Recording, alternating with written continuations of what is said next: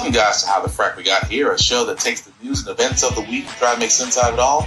I'm your host, the most Will Buchanan, and on this show, we simply are all about the facts. There are plenty of news stations out there that simply want to do anything short but inform you. Here at How the Frack We Got Here, that's all we believe in. We go up to the left, we go up to the right, we go up to the middle of independence, we go up to all sides because there's more than one side of a story to everything. And you need to know it all in order to actually formulate your own opinion. And that's what we try to do here at How the Frack We Got Here. Thanks for listening, and hold on. It's going to be fun. You have the only armed, disciplined force available. Yeah, but I'm not going to be your policeman. There's a reason why you separate military and the police. One fights the enemy of the state. The other serves and protects the people. When the military becomes both, then the enemies of the state tend to become the people. Well said, General Adama. That being said, guys, today's date, September 7th, 2025, and this is How the Frack We Got Here. I'm your host, the most Will Buchanan. On the Frack We Got Here, we do take the events of the week and try to make sense of it all. Before we get started, guys, let you know that we do pride ourselves on being a news podcast, which means that we only cite sources from the most reputable places with award-winning journalism. We do not do sensational news like Fox News, The Blaze, The Daily Beast, wherever extreme left or extreme right you get your views from. We simply don't do that. We simply present you but the facts. At the same time, guys, we do try to maintain our professionalism. We try. Sometimes we fall short. Words do fly. At the same time, guys, many things that might be shown that might be too intense for younger viewers. So if your discretion is advised, aside from that, welcome. So, well, there's no other way to get to this because we did actually have a full docket before we were going to go ahead and go with the news, and then other news popped up. So before we get to the crux of everything, we need to get to the fact that right now there are actually two bits of news that are going on out there that are not actually getting the notice that they should be getting. At the same time, it should be very alarming. Tonight, there are unanswered questions in the hanging of a Delta State University student. Good evening. I'm Megan West. And I'm Troy Johnson. A 21-year-old found hung in a tree on campus early this morning. That body found around 7 o'clock by a faculty member. The discovery led to all classes being canceled. The family of the victim, Trey Reed, described him as a quiet, light, sweet, and well-mannered person. They are asking for prayers tonight as Delta State students react to the unsettling news of his death. Authorities say the body of 21-year-old DeMartavian Trey Reed was found hanged from a tree by a faculty member near the pickleball courts. Word spread quickly throughout the Cleveland campus, leaving students and others concerned and worried. Well, because I am a Black student, hearing that happened to another Black student, it really made me feel, it's make me feel unsafe. I do have to walk to class, and I like to go walk on the track, and it would be happy to know like what happened. Delta State University Police Chief Michael Peeler says investigators found no evidence of foul play. But pending an investigation, further investigation, and also from the medical examiner's office, we won't have more information until that part has been done. And members of Reed's family are insisting on a thorough investigation. Please do your research on this. Do not let them sweep nothing else under the rug. Enough is enough. DSU police requested assistance from the Mississippi Bureau of Investigation, Bolivar County Sheriff's Office, and Cleveland Police Department. Meantime, students hope they can get answers about Monday's shocking and unsettling discovery. I'm a nursing student. I have to walk early mornings or wherever the case may be. So it's just about just knowing what happened and knowing how to move on campus. You know, continue try to be out and be seen and be noticed, or if it's probably safer to stay in your room, and we just need to know how to move. Or do we need to go home? Well, no schools in the area were put on lockdown. Police say there is no ongoing threat to campus safety at Delta State.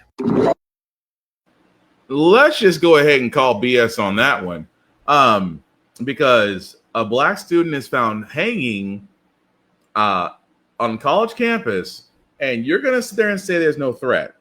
Well, you just heard two Black women just sit there and say, I'm not sure if I'm safe. And it is amazing. And I know some of you know it's Mississippi. I already know. a black person goes missing, hanged, or disappears in Mississippi, it is amazing the lack of urgency to find as much information as humanly possible, because that's exactly what's happening there. Campus police is trying to treat this as it wasn't foul play. Whereas in other reports, the family was told that the body of the deceased was found in his campus dorm. Whereas, as you just heard, reported that he was found hanging from a tree. So at the same time, I don't blame the family for wanting to sit there and go, well, what's really happening? At the same time, we're not going to accept the foul play BS. We're not. A black person is hung from a tree is rarely not anything but foul play, especially now that you have a bunch of disingenuous, ill-educated, really a bunch of misguided domestic terrorists, that's what I'm calling them, are looking to lash out. I mean, it wasn't too long ago that we see videos of the would-be Saint Charlie Kirk, that some people take it as, that you had people doing rallies, visuals, even those where it says white men fight back. The video's still out there. All sorts of just wonderful, rousing hate speech. And at the same time, that goes unnoticed. But a black man is hanging from a tree in the South. And it's amazing how a lot of people are just like, meh. But the story is barely 48 hours old. It's amazing to me. It's just now hitting the mainstays. It's just now hitting NBC, CBS, ABC News, Fox News. I'll be surprised if they talk about it because it's a black person hanging. They'll probably try to find some way to twist the narrative and saying it's somehow his fault. But yes, there is something there going on, and I guarantee it's happening on that campus. So I don't feel bad. Here's the thing is, I am very concerned for black people, especially with the fact of the matter is we do gotta walk with our heads on a swivel. We definitely should not be walking alone, and in most cases where the law allows, you shouldn't walk empty-handed. But we will follow that story as it comes along. I am just saying the whole idea of the misguided law enforcement officer there who seemed to just be at a loss for words really should have a lot more information before you get in front of a podium. But because you're black, we're supposed to feel better that you're talking about a black person. Right. But that's not the only case that we have out of Mississippi, because we have another situation of another person that was hanged. And this was 24 hours post that college student. Those stories shortly, but first, new breaking news for you at this hour. Yeah, Vicksburg police say a man was found dead hanging from a tree this afternoon.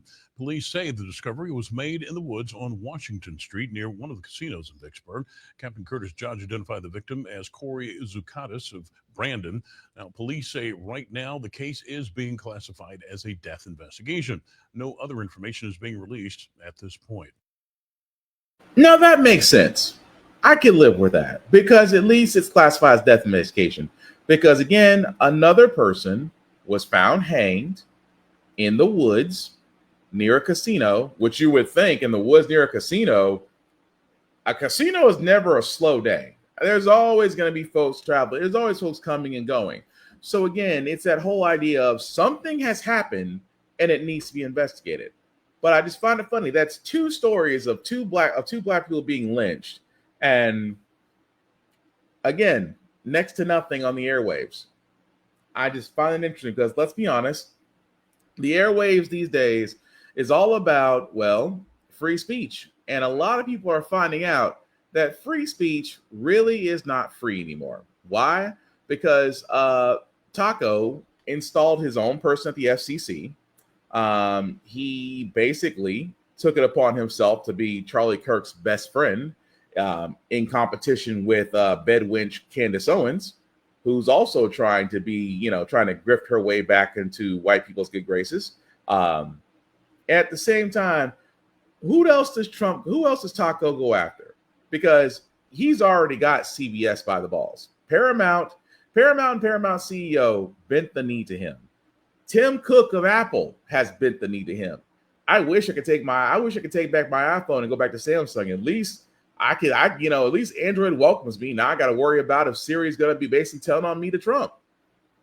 But at the same time, with everybody bending the knee, who do we have left? That's it. Who else will hold the liberal bastion line? Late night hosts, I know. But between your Seth Meyers, your Jon Stewart, your John Olivers, your Jimmy Fallons, your Jimmy Kimmels, your Seth Meyers, not too many people are left. The reason why, we saw Stephen Colbert because of what happened with Paramount, and Paramount again, they wanted Warner Brothers. So what does the CEO do? We will give you anything you want, Taco. You just tell us what.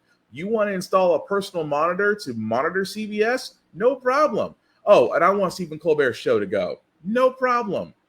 Because again, he was giving, the CEO of Paramount was giving all this up so he can gladly go after Warner Brothers antitrust free. Understand, that's exactly what it is. And so now, with Colbert being the sacrificial lamb, welcome the next one, who as of today, which is breaking news, this news is just about 2 or 3 hours old, Jimmy Kimmel of ABC News, because of his comments, has his show put on the indefinite hold. Now, here's one thing I want to show you, because here's what ABC is doing. I'm going to play the monologue a little bit from the night supposedly where Taco got his panties in a twist and apparently got on the FCC chairman to go after ABC, who then decided to put Jimmy Kimmel's show on indefinite hold. I'll play the monologue first, and I just want you to notice something.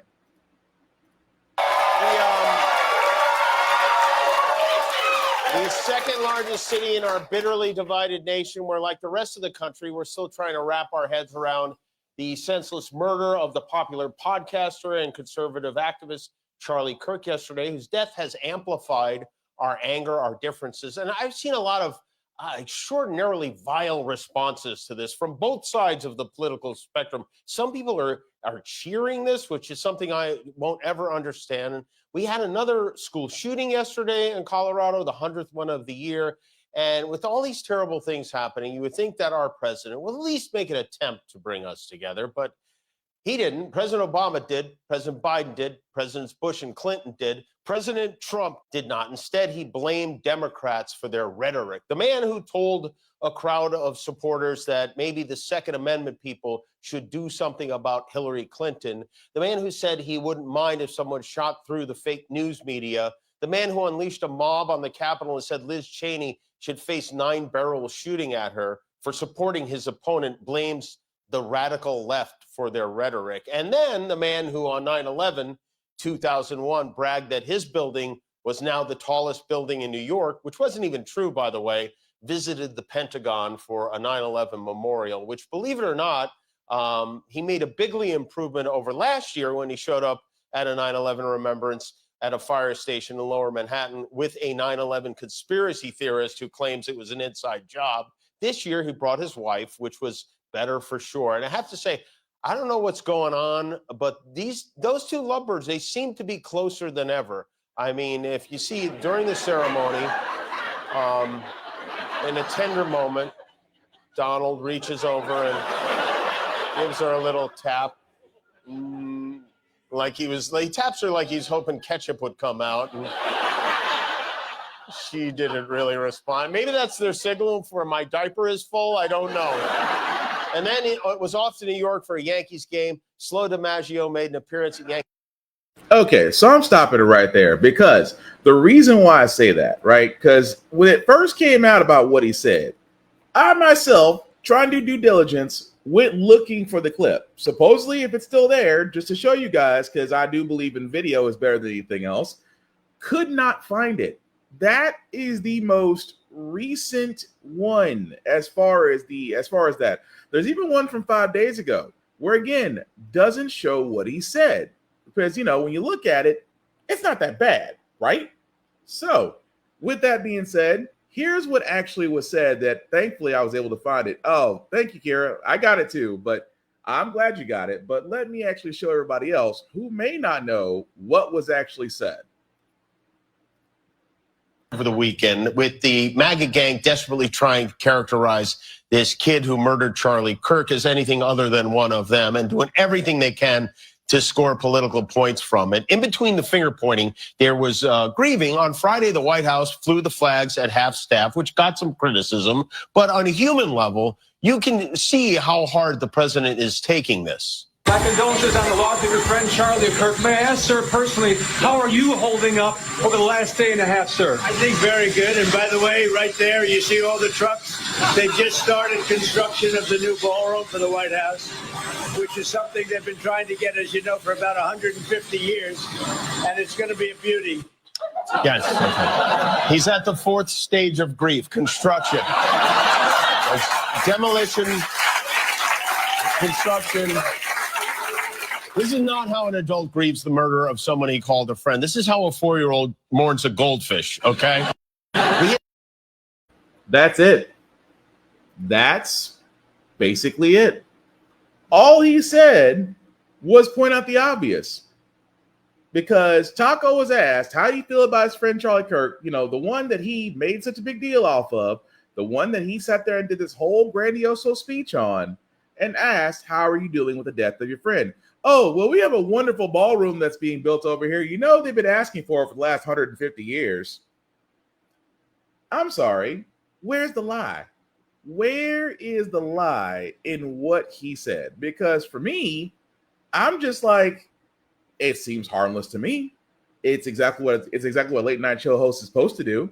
He's supposed to take they're supposed to, along with his writers, take the news and make you laugh. It's entertainment.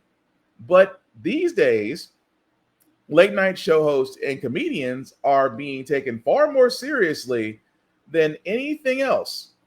And also at the same time, and thank you, Kerry, you beat me to it. He said the right is doing everything they can not to call Charlie Kirk still part of MAGA. Yeah.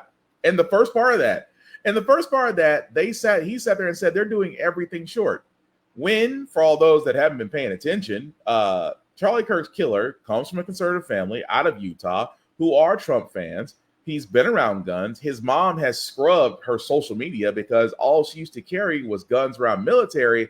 At the same time, we find out that the alleged killer may have had some transgender tendencies with the same lover, if you believe the text messages. But the point I'm getting at here is the boogeyman that is the left doesn't exist for them, but they make it about the left. At the same time, as many people have said, the call is coming from inside the house. And that's what we're watching. And I used to sit there and say, as black folks, this ain't our fight, because right now, this is the inbred family reunion fighting over the sister/wife. That's all it is. But because, again, when it comes to the right, they have to go to their go-tos. They go to old faithfuls. They do. They always go to old faithfuls. Either go to religion, go to liberals, or my personal favorite, they go to black people.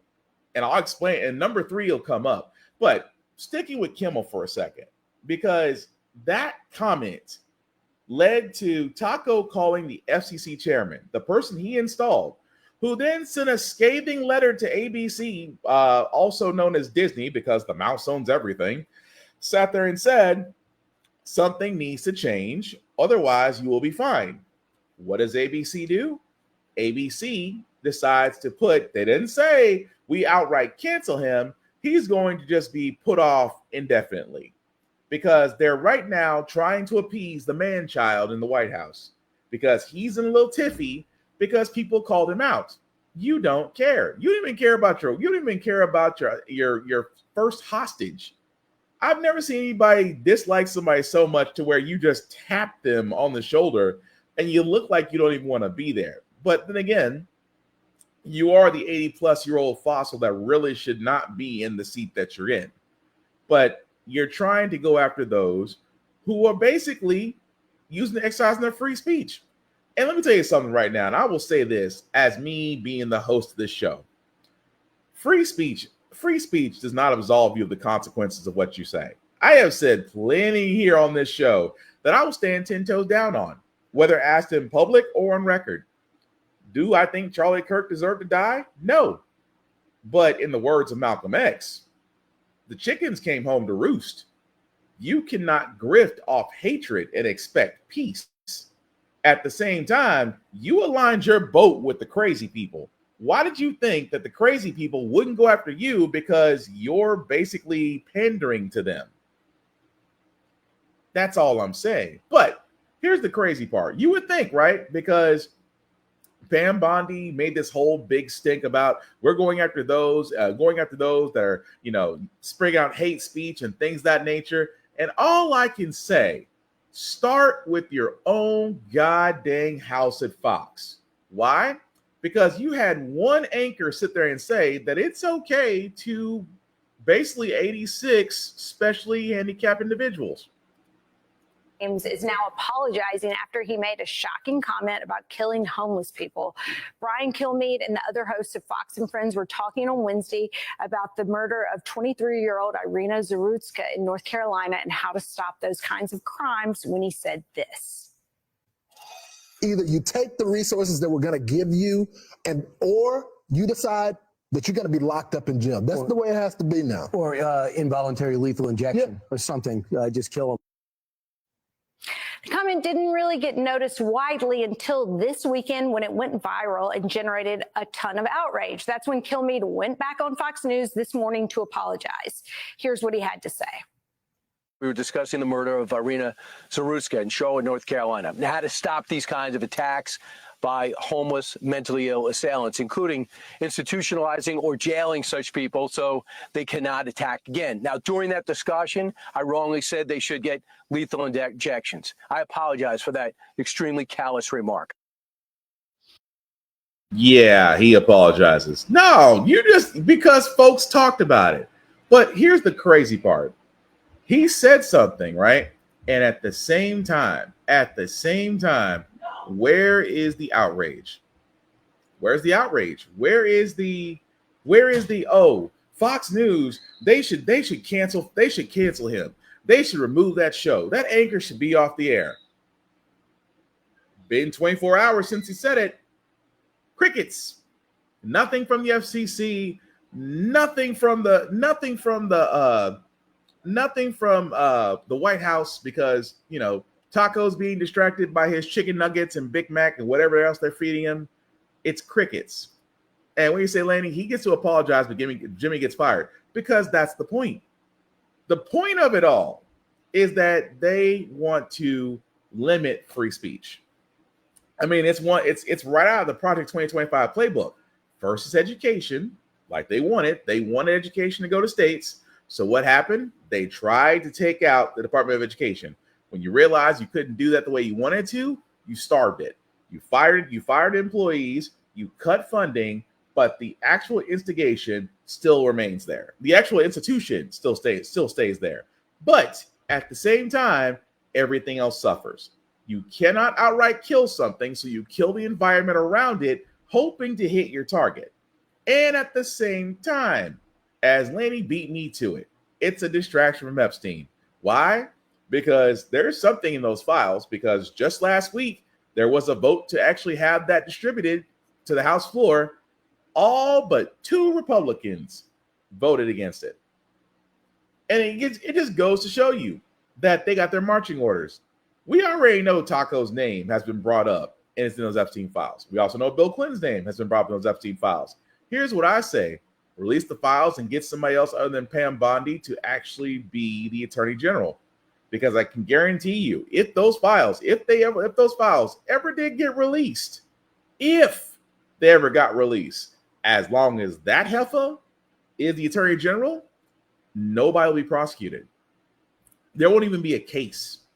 Why? Because she gives answers like this. Because she was asked about the crackdown on hate speech regarding Charlie Kirk's passing. Her response. Vice President Vance and Stephen Miller were saying that the full weight of the federal government should be used to target and investigate left-wing radical groups. Do you share that position?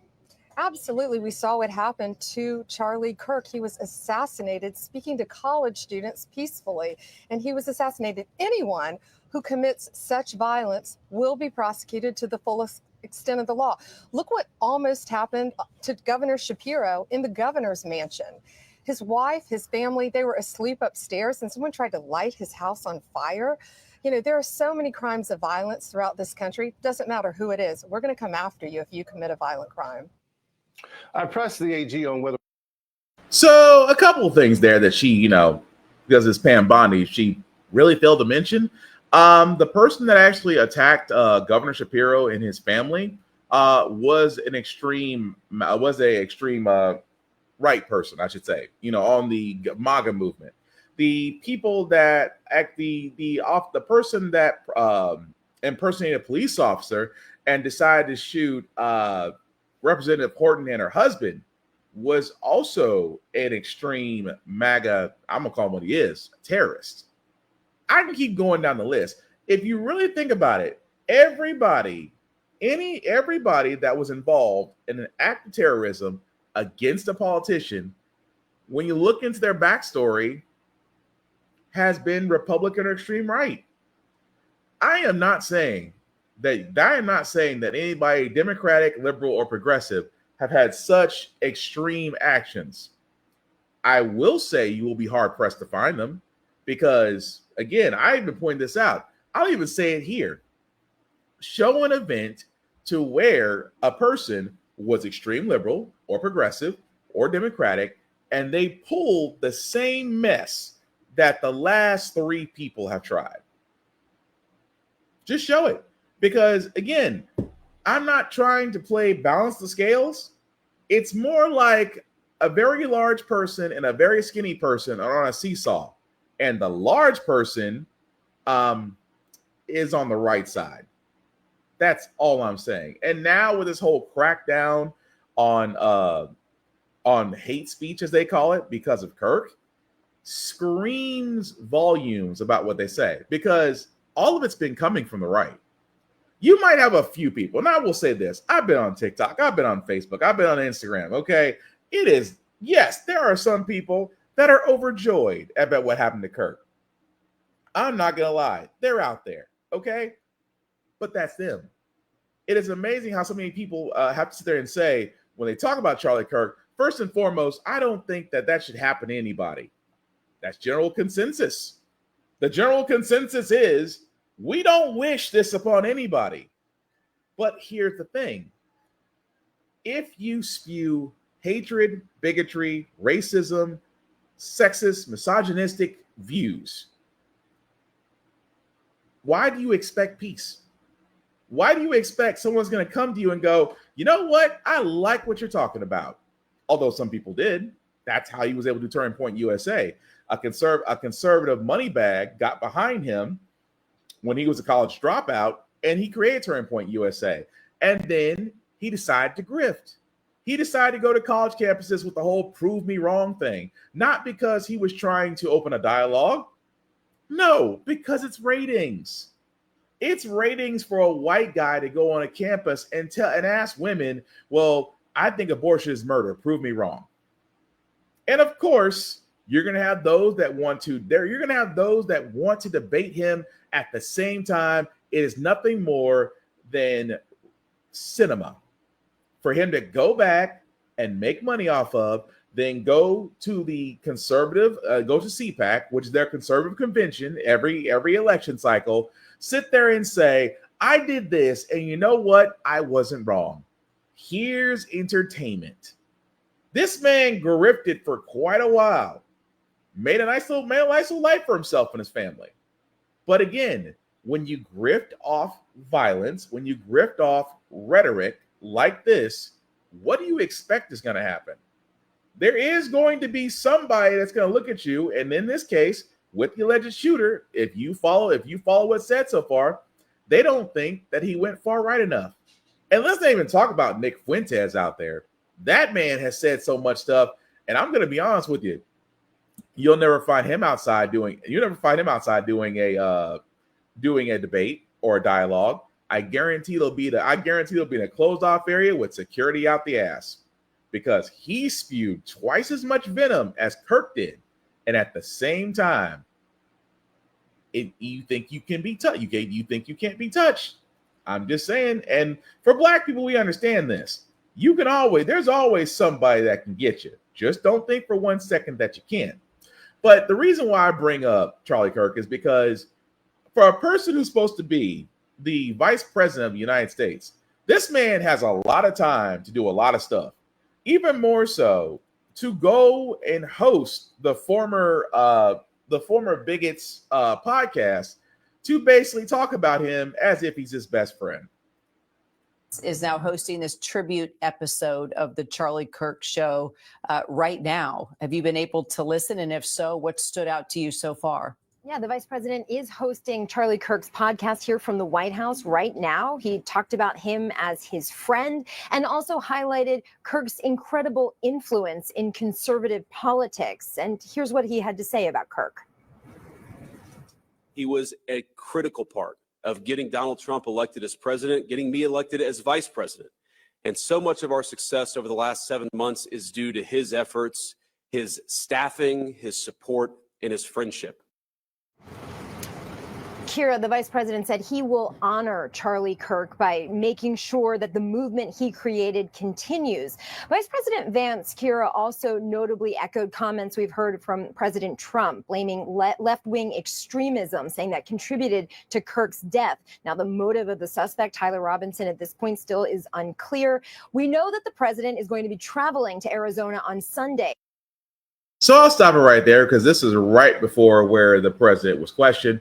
But yes, for a guy who had relations with the couch, leave it at that because that's already weird in itself. For a guy who literally is married to what can be considered the counterpoint of the GOP because he married an Indian woman, has enough time apparently in his busy schedule to go host a Dead Man's podcast. Now, here's the reason why I bring that up. Not because of the fact that he's trying to make it all about him, because, again, this is what happens when people die, especially people, whether they're famous or infamous. You will always have those folks that are going to come on in, try to act like the dead man's their best friend while grifting. Don't believe me? Go to Candace Owens' page right now. I can't believe they killed my friend.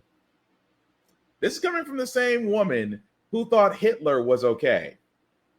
Miss me with that bed wench. But the reason why I'm bringing this up, because again, a lot of people, including myself, because I did a podcast this past Saturday on Charlie Kirk, in his own words, it's still available on the How the Frack We Got Here YouTube page for all those to see. There's a certain comment that he made about black women that still sticks with me, that he sat there and said that Black women do not have the brain processing power. That is why you need affirmative action. You needed this to steal a white person's spot. Now, J.D. Vance tried to come on and sit there and say, well, it was taken out of context. This is why I'm glad social media exists. Accuses Charlie of saying, and I quote, "Black women do not have brain processing power to be taken seriously." But if you go and watch the clip, the very clip she links to, you realize he never said anything like that. He never uttered those words. If we would have said that Joy Reid and Michelle Obama and Sheila Jackson Lee and Ketanji Brown Jackson were affirmative action picks, we would have been called the racist. But now they're coming out and they're saying it for us. They're coming out and they're saying, I'm only here because of affirmative action. Yeah, we know. You do not have the brain processing power to otherwise be taken really seriously. You had to go steal a white person's slot to go be taken somewhat seriously. Oh my God, you're right. Do I need to say more? That's the entire clip. What was taken out of context? He and many others will believe this. They will believe that a black woman, here's what I know. I'm gonna tell you guys this, and I'm sorry, fans blowing, so it's catching my hair, so I apologize if I'm rubbing my eyes a lot. Here's the thing. The one thing I will say that scares the GOP, mainly white men, you know what scares them more than an educated black man? An educated black woman. Because an educated black woman can spin circles around them. An educated black woman can literally read the room and the brief at the same time, dressing them down and do it with a smile on her face. The reason why they're afraid of a black woman is because a black woman, above all else, will literally whoop their ass. And that is the reason why Charlie Kirk could sit there. And he's, again, set it from a place of safety, mind you. But it's amazing how J.D. Vance is going to start to sit there and say, well, it was taken out of context. Nope, that's the full clip. And he meant every word he said. And he meant, and again, when you think about the way he talks to women, saying that women should be submit to their husbands, and that, you know, Democratic women will just die alone, want to die alone, you know, want to be childrenless and all this stuff. The misogynistic views of that man is not just him. It's shared by others.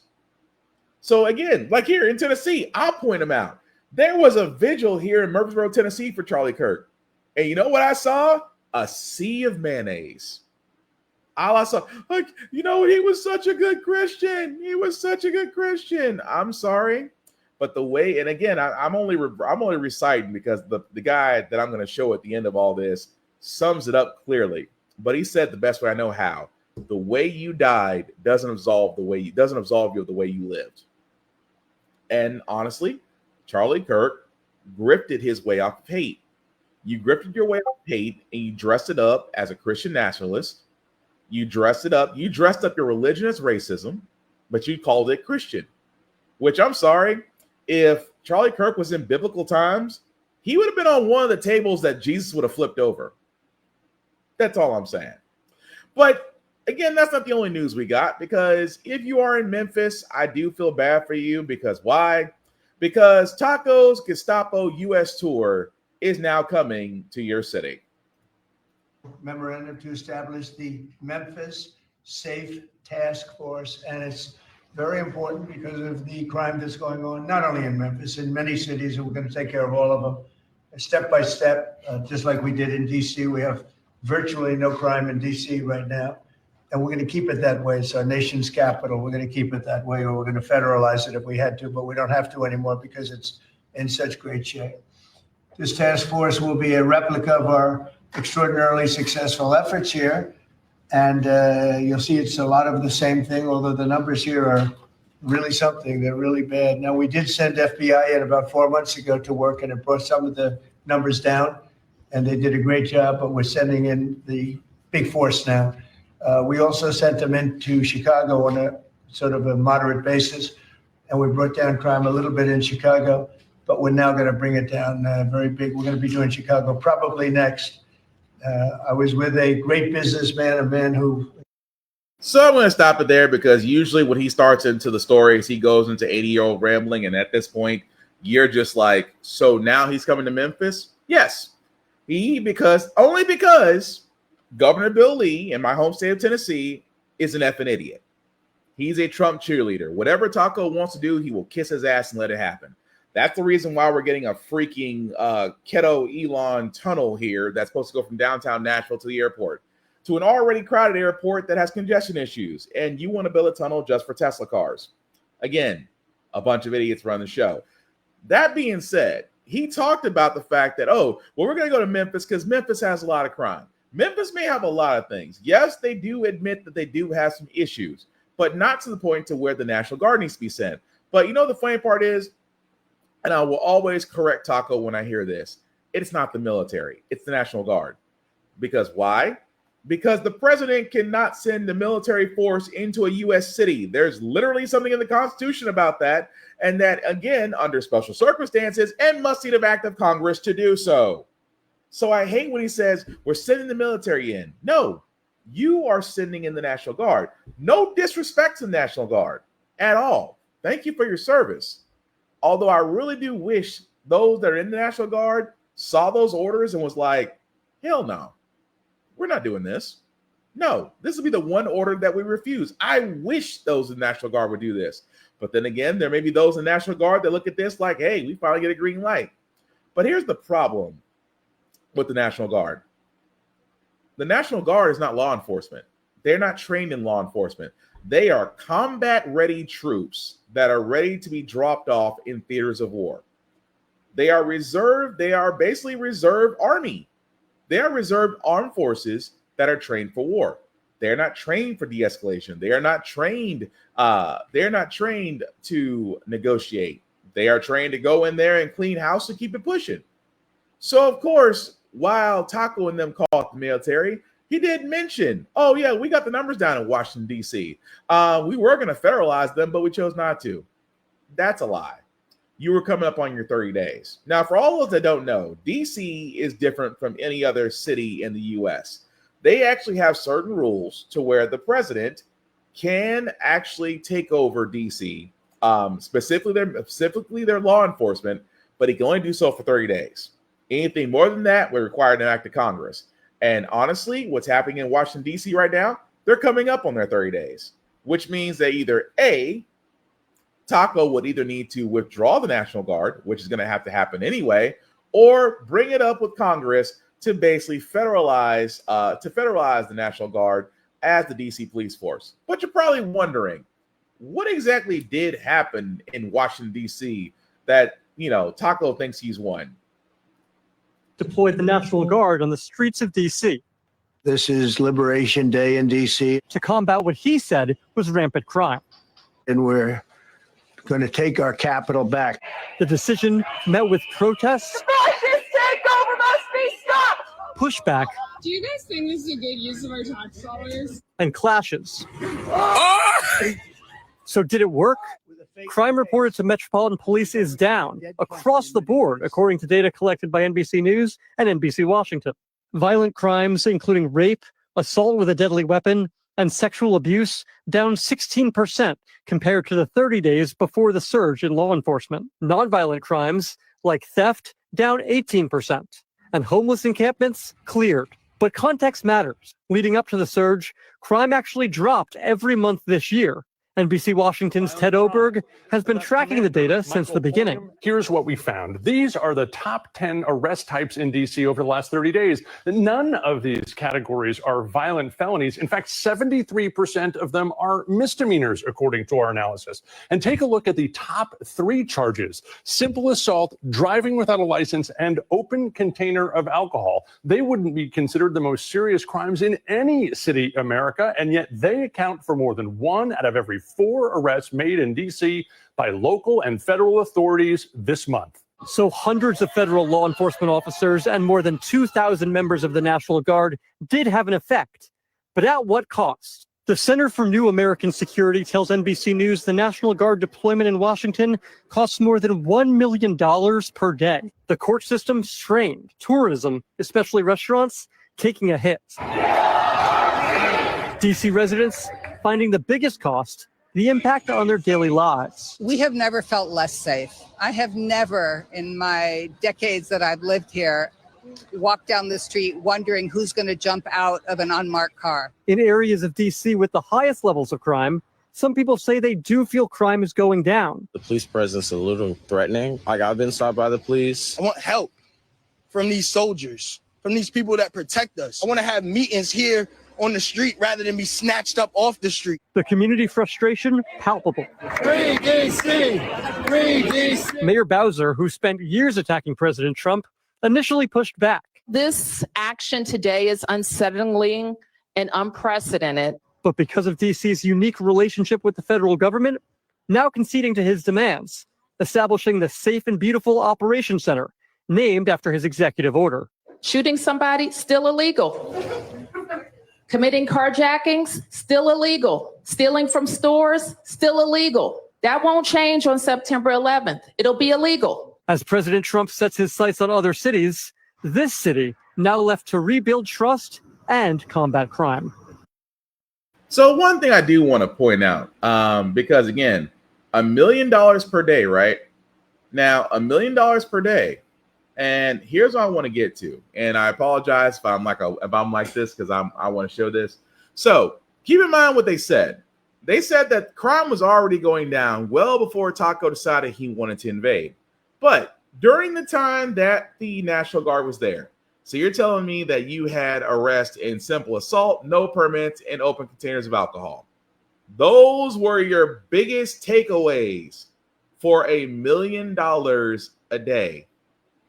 Think about that. Simple assault, no permit, open container of alcohol. That's it. Everything else, I mean, you can sit there and look at it. Theft, second degree, misuse of temporary tags, driving probably without a license, unlawful entry, possession of a controlled substance. Notice how all of those are on the lower parts. And yet, Taco's shining gem is that all he basically did was use a National Guard as a glorified police force. At the same time, do residents of DC feel better about it? It's a mixed bag, but for the most part, it's a no.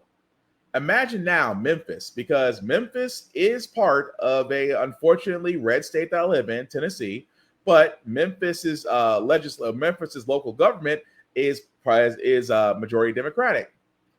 And here's the thing about Memphis. Yes, it does have problems. Does it require the National Guard? No, because again, with Republicans, if they can't outright get rid of something, they are going to basically choke it or choke the environment around it to basically make it lower and lower to where they can either privatize it or they can cut it up and basically divide the carcass amongst themselves, which is what they're trying to do with education right now. Because again, if they could get rid of the Department of Education, private schools, religious schools would make bank right now because they would get easy access to federal funding that was initially meant for public schools. That's the Republic. That's what Republicans would like to do. In the same sense, this is what Taco's trying to do.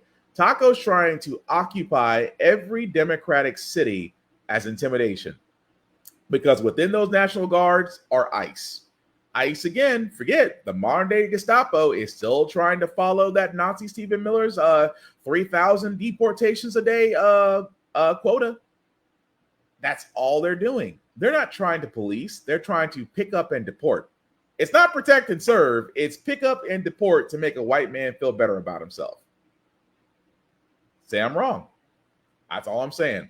But move right along, guys. We do got to get back to Luigi, because I guess Luigi may have actually beat the terrorism charge because the judge threw it out. Has dismissed terrorism charges against the suspect in the United Healthcare CEO murder case.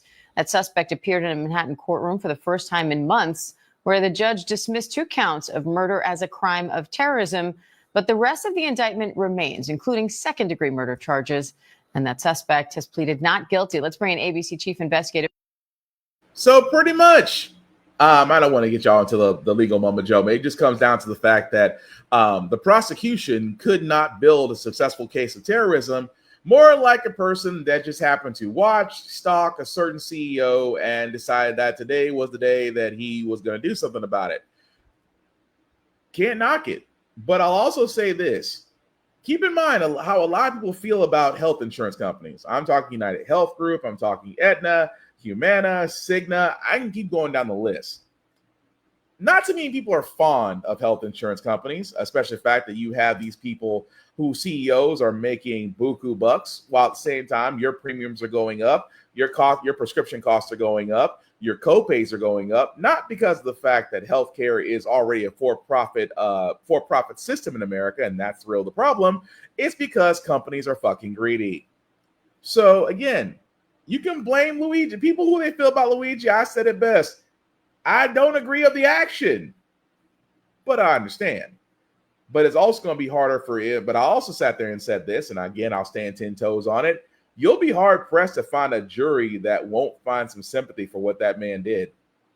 You'll be hard pressed, because everybody has a horror story about life insurance and health insurance that, simply put, if you ask them to go with it, they probably wouldn't do it again. That's all I'm saying. But move right along, guys. Again, I keep saying that free speech isn't free. I'll give you another example. Outside of Jimmy Kimmel show getting canceled indefinitely, the New York Times is being sued by Taco for $15 billion. I can only wonder why.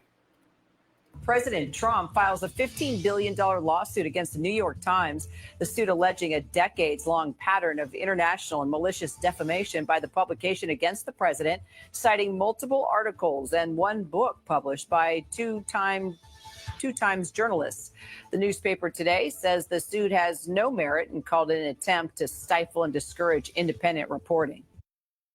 Yes, Welcome to the next step in taking your free speech.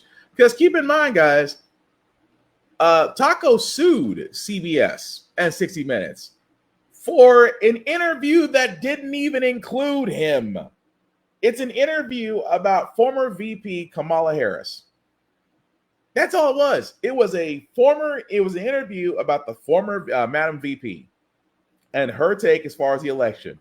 And his argument was that they painted him in an improper light and could have actually impacted the election. But he tried to, it's really just glorified libel.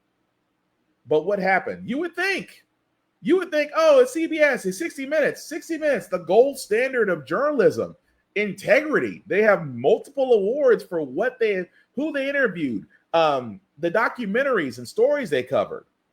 They should be above reproach. But what happened? Easy. CBS is owned by Paramount. Paramount CEO wants Warner Brothers.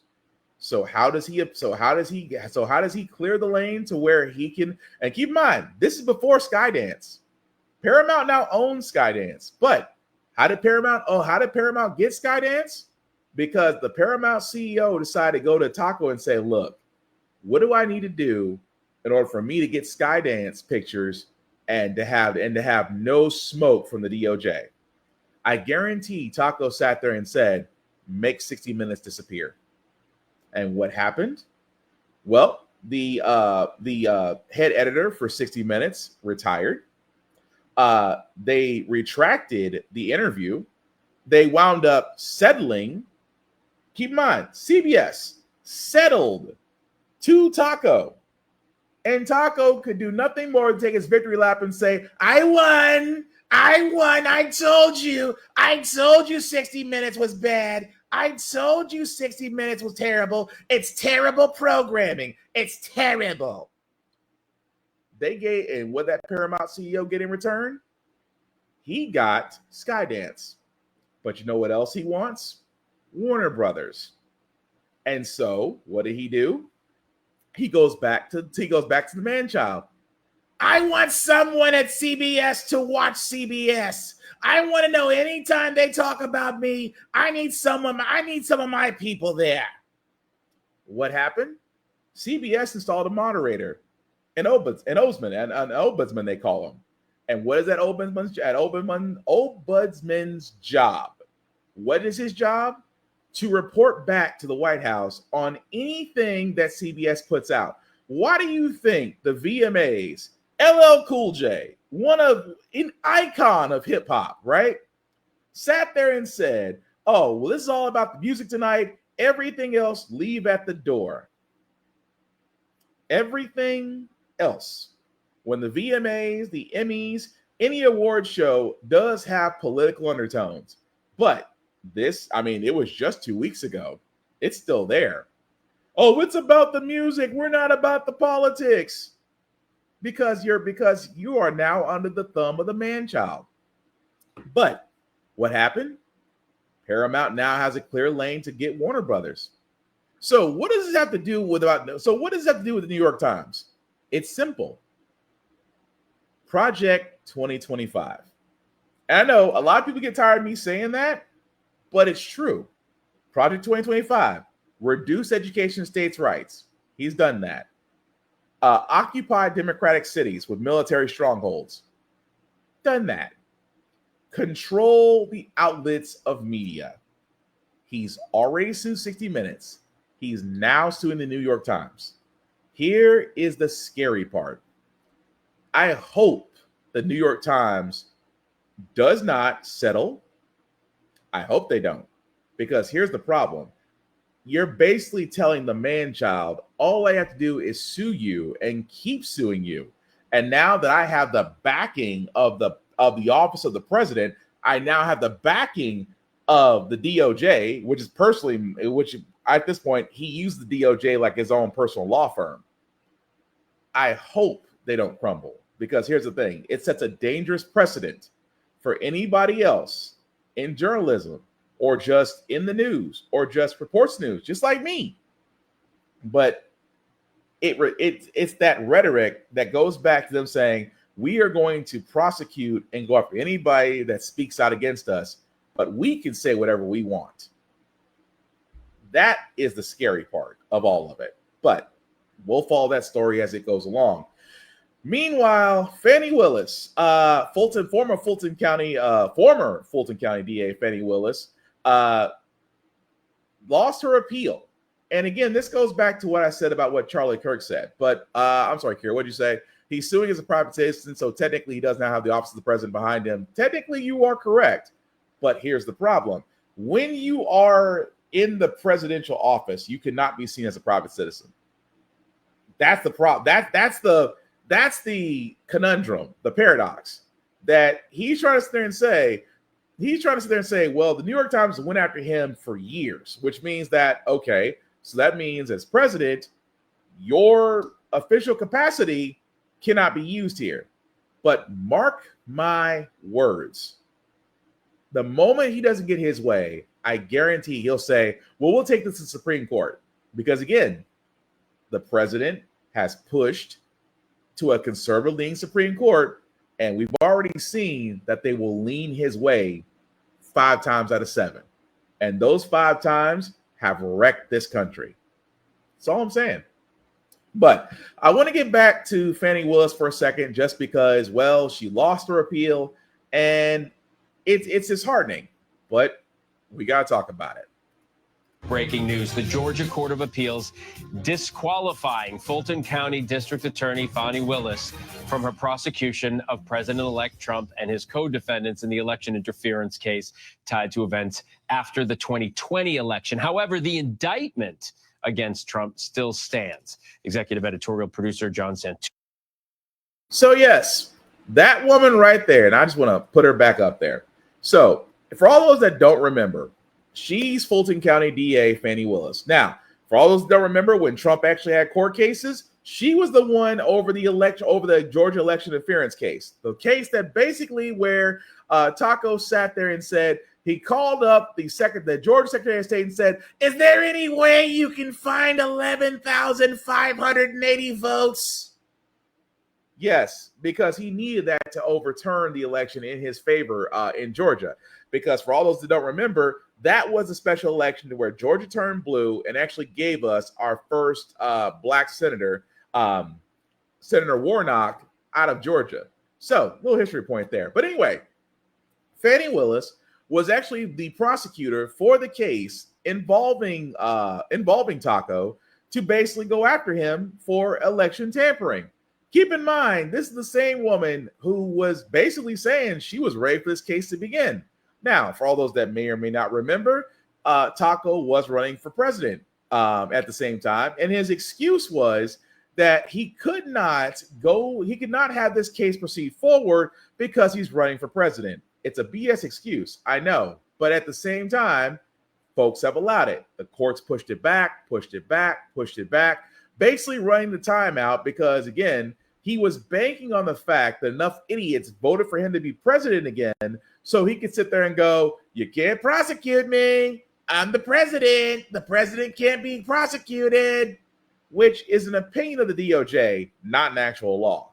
But that being said, with Fani Willis's case, by the way, for all those that don't remember, before the case started, Trump's legal team tried to sit there and say Fani Willis had an improper relationship with one of her prosecutors, which I come to find out that they were having a relationship. But the prosecutor was not benefiting financially. It took a whole case in 3 months for them to do that. But during that case, Fani Willis wore that Trump team out. You gotta be a bad black woman. I mean, all black women are bad black women. Don't get me wrong, but you gotta be a bad mamma jamma. And I know I'm showing my age when I say that. When you can pick apart the prosecutor's testimony while you're sitting in the witness stand, she did that. Made them look like idiots. At the end of it all, the judge had no choice but to throw out her case. But because the judge apparently didn't like the way that she apparently handled them, basically whooped their ass, He sat there and said, okay, well, one of two things has to happen. Either you resign off this case or the prosecutor or your prosecutor does, the one you had a relationship with. The guy decided to, resign his position off the case. So Fani Willis moved forward. Vis-a-vis, let's fast forward 5 months. Unfortunately, Taco's president again. What happens? He gets people in place to remove Fani Willis off the election tampering case, which again he did because, well, basically, and I believe this with every fiber of my being, if Fani Willis was allowed to run that case against Trump and his legal team, I truly believe that Taco will be sitting in jail right now. I believe that she had everything she needed to prove beyond a shadow of a doubt that he did interfere in the election. I really do believe that. But it's also the reason why I know Taco believed it. Because again, Taco, like many other white men, they are scared of educated, no nonsense, strong black women. Fani Willis is definitely the definition of that. And I really do believe, had that case went forward, Taco wouldn't be president. I think Taco would be sitting in jail. I mean, he's already a felon. He's a felon that's never going away. But I think that he would not be in the presidential office had that went forward.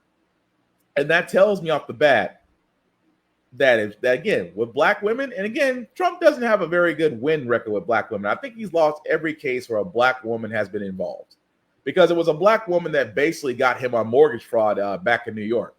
The AG there got him on mortgage fraud. And is the reason why that 500 plus $500 million fine is still hanging over his head. It hasn't gone away. It's actually accruing interest, honestly. But when it comes to black women, I'm just saying, it's amazing when you got guys like Charlie Kirk out there that want to sit there and say, oh, well, it's because they don't have the brain processing power. And at the same time, a black woman scared the piss out of this man to where he had to run to a presidential seat to basically save his own ass. That's all I'm saying. But some other good news, I guess, that we got. Mortgage rates are going down. Well, but still hard enough to get a house. To buy a home, the interest rate on a 30-year fixed rate mortgage experiencing its biggest weekly drop in the past year. And Elizabeth Schulze is here with more on that. Good morning, Elizabeth. Good morning, Rebecca. Mortgage rates now at the lowest level in nearly a year in anticipation of an interest rate cut by the Federal Reserve next week. The average rate on a 30-year fixed mortgage now 6.35%. For most of the year, we've been hovering closer to that 7% range. And this really does make a difference when you're looking at your budget. A $400,000 home loan, 20% down payment. Your monthly payment now is going to be about $138 cheaper than it was in January when we saw those rates at 7%. But home prices are still at record highs in many U.S. cities. No doubt this is still a very challenging market. And we have some new exclusive data this morning from real estate firm CBRE that shows just what that looks like. The average monthly mortgage payment on a new home right now, about $4,500. A new apartment lease, on average, $2,200 a month. In other words, it is more than twice as expensive right now to buy than it is to rent. If you are trying to buy or refinance this fall, might be worth considering an adjustable rate mortgage, guys. Some of those rates are below 6% right now. So what's crazy about this is that, yes, mortgage rates have gone down, and it's not bad. It really isn't. But banks are budging. I mean, granted, we just found out today that the Federal Reserve did cut interest rates by 0.25%. So, another thing that Taco can try to do a victory lap on, I finally got the Federal Reserve to cut the rates. We'll be doing numbers by Friday. He's going to say that. But yes, mortgage rates is still freaking high. At the same time, guys, it's still hard to get a house. Banks are still, trying their hardest not to sit there and say, oh, well, for the simple fact of the matter, it's just that you got to have a certain amount. And let's not forget the marginal issue when it comes to certain people of color. Because yes, if you don't think that people of color are still not being discriminated when it comes to buying a house, you are either blind, deaf, dumb, or all the above. That's all I'm saying. But also, I did want to bring this up as well, just because, again, with the Federal Reserve being cut only because Trump's person that he did want for the Federal Reserve is still being validated, or I should say being confirmed, because it hasn't happened yet. At the same time, Federal Reserve Governor Lisa Cook is still around. Amazing how Trump tries to get rid of black women, but black women always seem to basically have the upper hand on him. You'll love to see it. Federal appeals court just handing down a ruling in the last few minutes saying that President Trump cannot remove Federal Reserve Governor Lisa Cook from her position. What that means is that Lisa Cook, in all likelihood, will attend the Federal Open Market tomorrow, which is where the agency decides the future of the interest rate. Now, this comes as the Senate has confirmed the White House's pick, Stephen Myron, to serve on the board. What that means for the new interest rate, that is still yet to be seen, but we are going to bring you more developments as we have. And that's pretty much it. Because you wonder, because again, the guy that they got for Fed governor, I don't know how, because he hasn't been appointed yet. Apparently he managed to influence Jerome Powell and the rest of the Federal Reserve to finally cut rates. So you can sit there and say that, yeah, it's because of that, but honestly, we're not sure.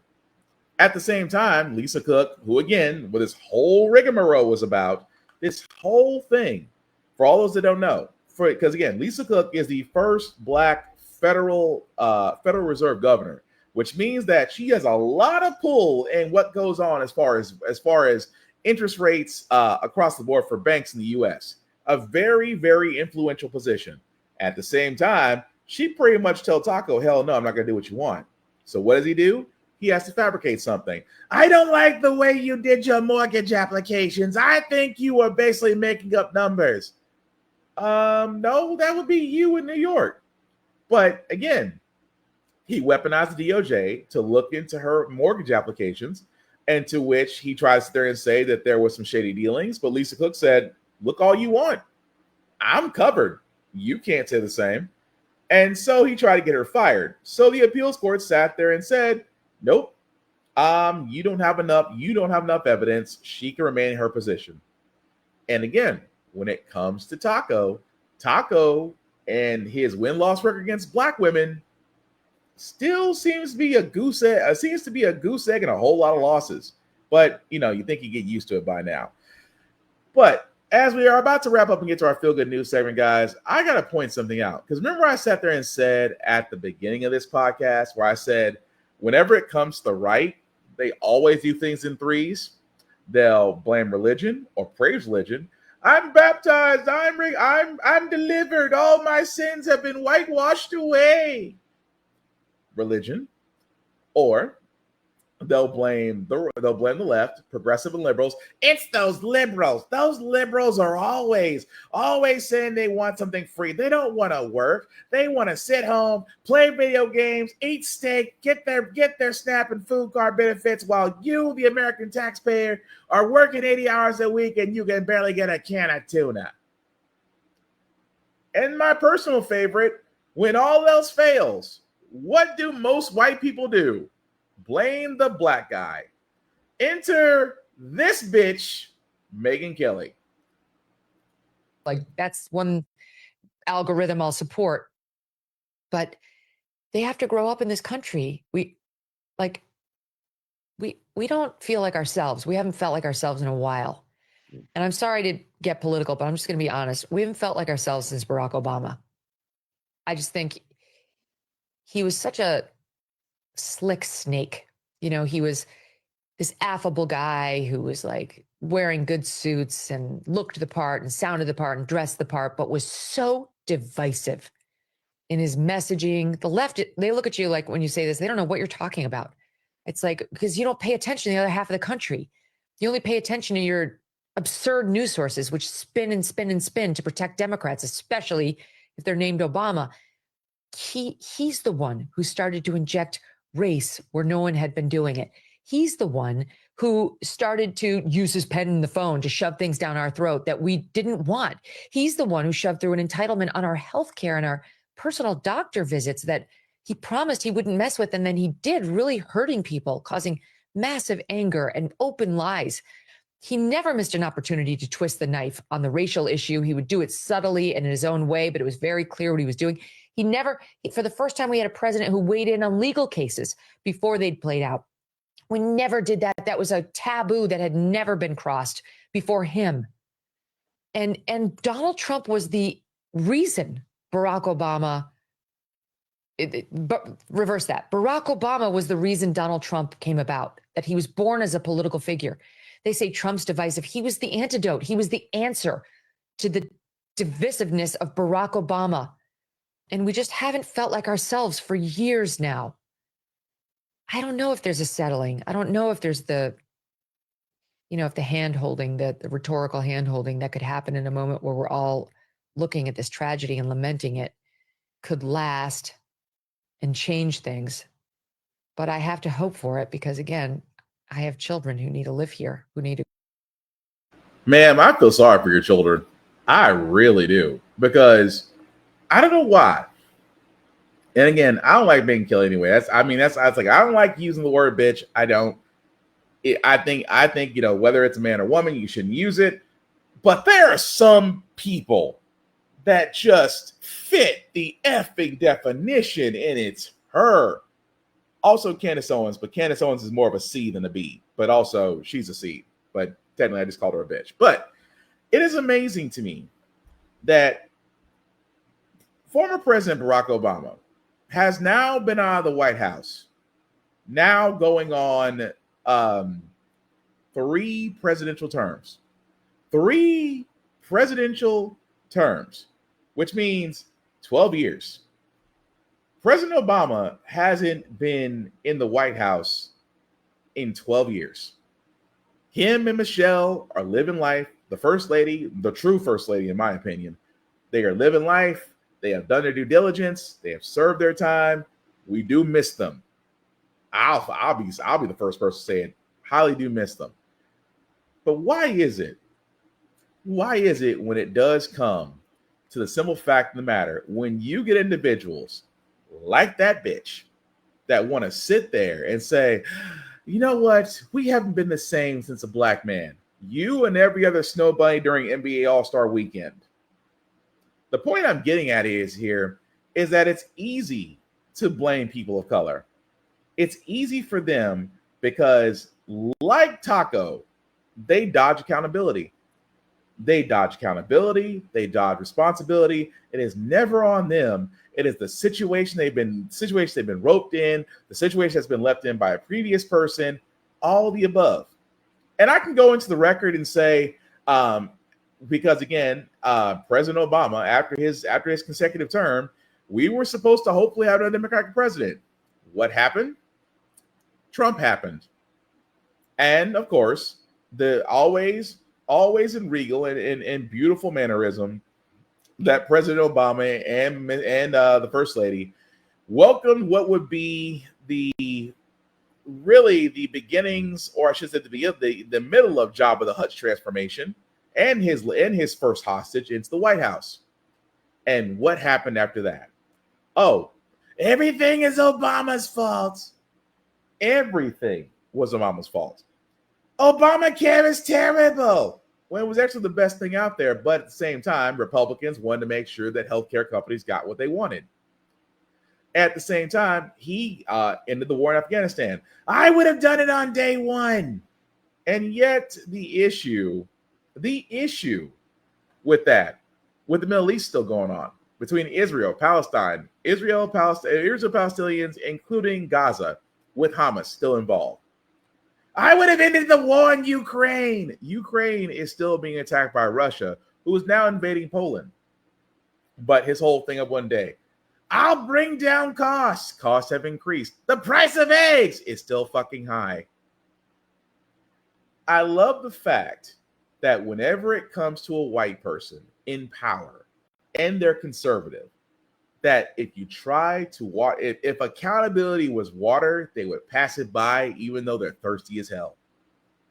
But it's easy to blame the black guy. Why? Because for most black folks, we got tired. And I'm not saying tired of the blaming, not tired of the shtick. We got tired of carrying this fucking country. Black women got tired of carrying this fucking country. Black men got tired of carrying this fucking country because they try to sit there and say, we built America. No, slaves built the White House. Twice, actually. Slaves built this country. Immigrants built this country. All white people mostly did was invade, destroy, disease, mutilate, cannibalize, interrogate, create internment camps, and all the above. As Joe Morton said in one of his famous monologues, you people are a disease, a virus. And I only hope that a bigger virus comes along so you can get to see the havoc that you've wreaked upon us. And I'm hoping I'm there to see it. Megyn Kelly is a grifter. She's basically a white Candace Owens, except that she has white women tears. And white women will do what they do best. They will sit there and go along with the herd, but then complain about the outcome. In the words of Dave Chappelle, you were part of the heist. You just didn't like your share of the cut. So with that being said, guys, before we move on to our feel good segment, I think the best way to sum up how we actually feel in America as Black people, I will let Reverend Dr. Howard John Wesley say it best. It's tiring being Black in America. It's exhausting defending your existence everywhere you go. It's an assault on my identity to keep seeing this nonsense in our nation, and I am overwhelmed.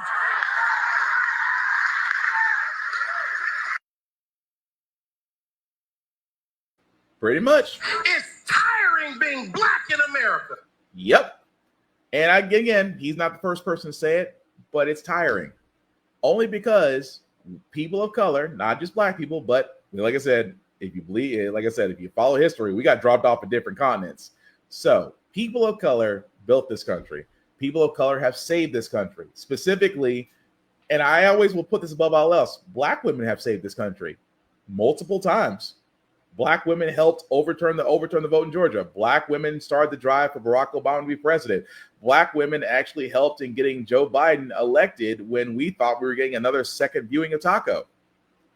And Black women, specifically one, a former Madam VP, sat there and said, if Taco became president, he would do everything he can to ensure there would be no other president after him. And Harris hasn't been wrong yet. So, with that being said, guys, we're going to go on to our feel-good segment because usually how the fact we got here, we do cover a lot of things that are doom and gloom, sometimes make easy faith in humanity, but hey, it's Wednesday, tomorrow's Thursday.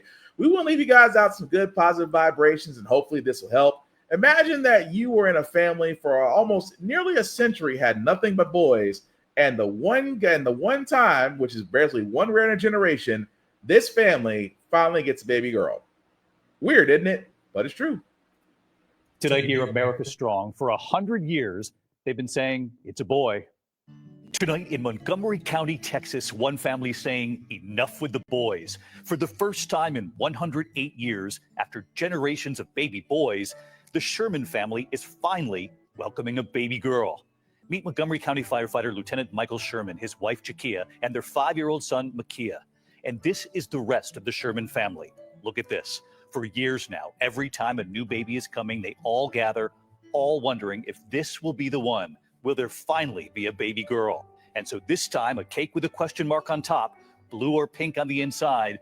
And this was the moment they found out they're breaking a century-old streak. What color is the cake? That firefighter dad overjoyed.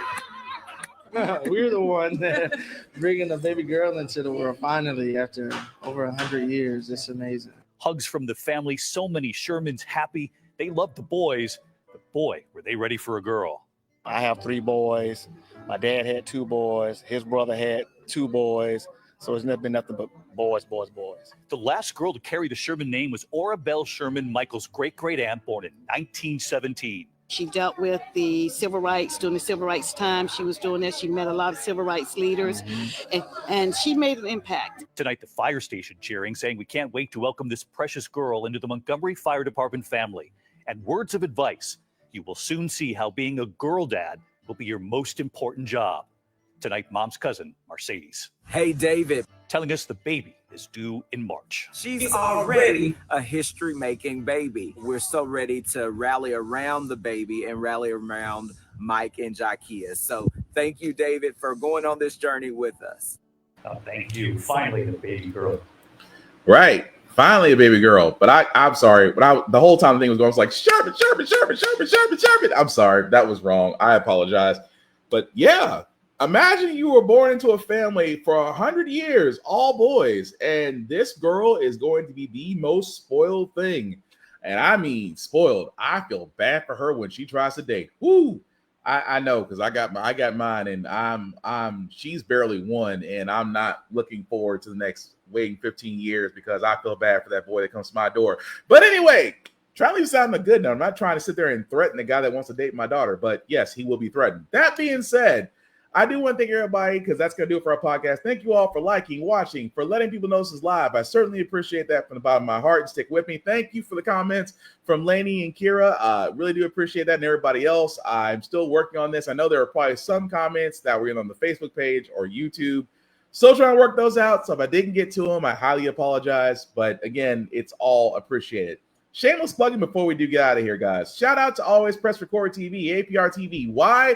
Because How the Frack can be seen on there, along with other shows. It can be seen on the Roku channel store or Amazon Fire TV app. Definitely check out APR TV at Always Press Record. Also, blurredstation.com. Guys, I have talked about this because this needs to be talked about.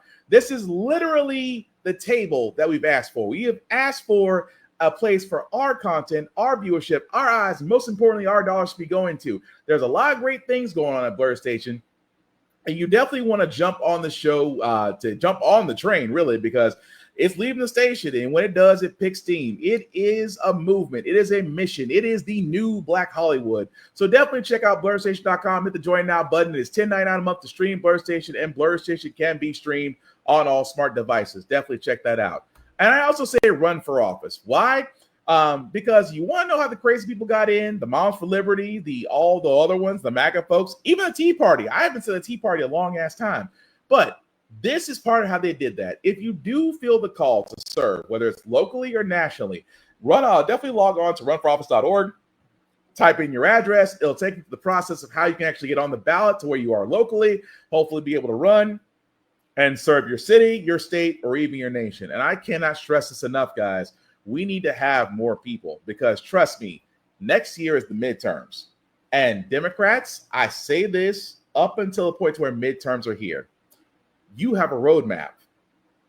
Democrats have a roadmap. But you guys will need to shut off the old guard. Progressive leaders, liberal leaders will need to step forward. You need to start speaking to your constituents now. Get the pulse, because here's the thing: come election cycle, that's when you want to be friendly. It'll turn people off. If you talk to them now, you have their ear come next year. And there's nothing that scares Taco worse than a Democratic-controlled House and Senate that can make the last 2 years of his presidency a living hell. Please give us that entertainment. Also, guys, as far as the show it goes, How the Frack We Got Here can be seen on all socials. If you literally type in How the Frack We Got Here on YouTube, my page pulls up. Like, share, subscribe. Definitely, we are trying to grow. We are trying to inform. And again, I'm just doing the news as it is. I am not left. I am definitely not right. But we are explaining the in-betweens, and that's the thing that the news used to be. That's the reason why I love doing this. So definitely do that. Also, myself, Black_Spartan615. Also on socials, like and follow me. I talk to everybody. Just don't be weird. I don't have to start blocking folks. At the same time, guys, protect your peace. Don't doom scroll. Go outside. Enjoy the summer, because summer is eventually fading off. At the same time, guys, touch some grass. Go do something different. Go do something fun. Go check on your people. Call or text. But get out of the headspace, okay? This is just a cycle. If you live long enough, you'll see it all come back around again. And trust me, I'm still believing in The Simpsons when it comes to Taco. That's all I'm saying. But outside of that, guys, again, this will replay again on YouTube and everywhere else come Saturday for all those that did not catch tonight's show. Also, let me do some shameless plugging. The folks that are also part of my podcasting group, definitely check out Room Full of Blurs. Why? Because, well, she has actually hit 500 plus subscribers. So congratulations to Room Full of Blurs. They do amazing stuff on her show. I highly recommend that you watch that. Also, Geek by Heart, because they were also commenting in here as well. Definitely check them out for all things geeky, horror, because she is definitely on top of that, as well as gameplay. Definitely check her out there. Also, Blurred's Eye View, Tafari TV, Nails Pressed by Z, Navy of Blurcon Speaks, or Navy Montel. Please check them all out, because again, all of them have something great to share, and I hope that you subscribe and listen to them as well. At the same time, guys, like I said before, I am all about informing, all about empowering, and at the same time, all about making sure that you're not falling for the bullshit. That being said, the last thing I'll say about how the Frack we got here, it's all about being informed. We are not trying to reinvent the wheel, guys. We are simply giving you all the information allowed to make up your own mind, but we do provide a lot of perspective that goes along with it. We do better as society once we're informed. We're progressive. We move forward. We try to right the wrongs of our past, making decisions now that we should have done back then, like electing our first black woman to the Supreme Court, electing our first black woman to the Federal Board of Governors, maybe one day electing our first black woman to be the first Madam President. All great things. We don't learn from history. We are doomed to repeat it. That's what we keep asking ourselves. Why does everything go up on our paycheck? Why are we electing different politicians, but still the same old game in Congress? And most importantly, how the frack we got here. Thank you all for watching, guys. Please take care of yourselves and each other, and I promise we'll get through this. Have a good night, guys. Stay safe. Stay strong. We'll be all right. Peace.